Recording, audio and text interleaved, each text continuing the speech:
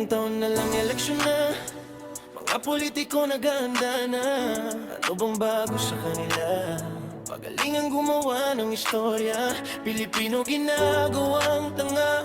Mula noon hanggang ngayon, walang pagbabago sa sistema. Yo, sa aking pagmamasid, sa ating paligid, totoo palang makitid ang danan papuntang langit. Sa bawat mensaheng binabanggit, prinsipe kayang ipagpalit ng mga kababayan kong tila nalalasan ng isip.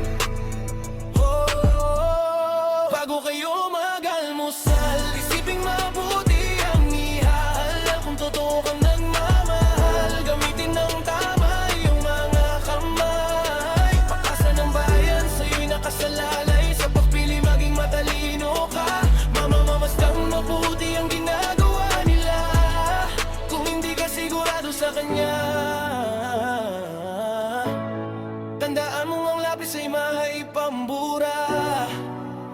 Yeah, yeah. Sa mga politikong mistulang mga hunyago, mahilig magbalat kayo, akala mo isang banal.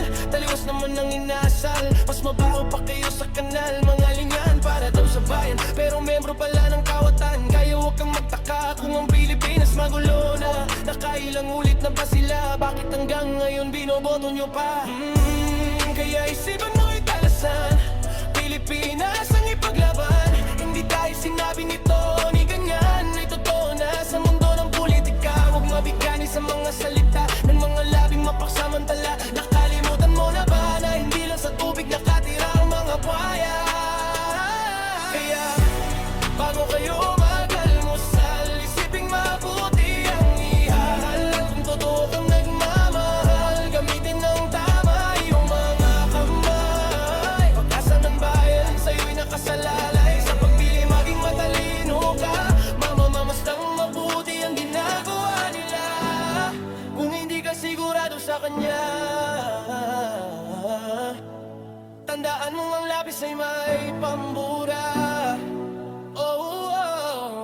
May sasakit pa ba sa mga Pilipino? Hanggang ngayon mga bulag at titiran na bobo tante. Yo, yeah, sintayog ng buwan ang kanilang mga ego. Tipong kahit subuan mo ng resibo, hainan mo ng tamang naratibo.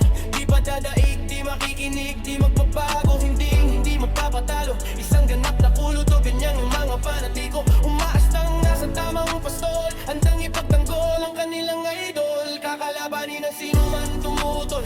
Yo, pag-asa'y di na talaga matatamo. Kung lahat ng Pilipino ay ganito, alam mo na siguro kung sino ang pinupundo ko.